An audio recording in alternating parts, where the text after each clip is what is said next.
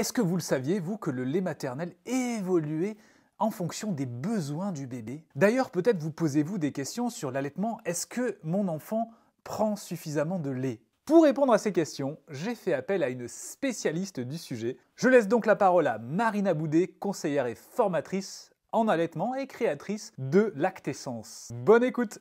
Le lait est parfaitement adapté aux besoins du bébé. Du premier lait qui est le colostrum, qui va être chargé en propriétés immunologiques, qui aura ce rôle trophique plus que nutritif d'ailleurs, et qui va évoluer vers un lait de transition plus adapté aux besoins du bébé jusqu'au lait mature qui va s'adapter encore une fois jusqu'au sevrage.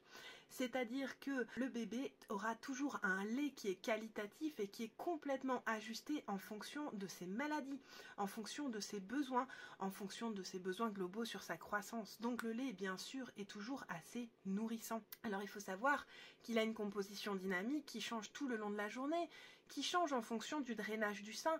Voilà, le lait s'adapte parfaitement au bébé.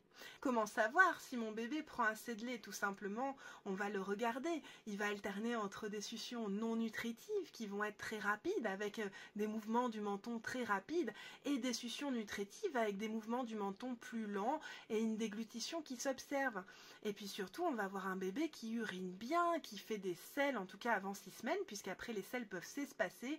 Il va mouiller vraiment des couches bien lourdes, 5 à 6 au moins sur 24 heures, c'est un repère. Il va avoir une courbe de poids qui va suivre son couloir de poids, puisqu'il n'est pas obligé d'être au milieu, au 50e percentile.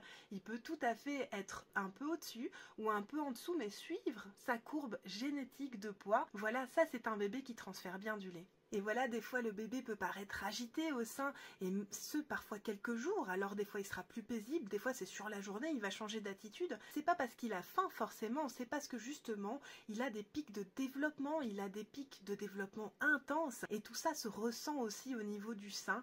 Donc toujours se référer aux signes cliniques que je vous ai cités, c'est ainsi qu'on voit si le bébé transfère bien du lait.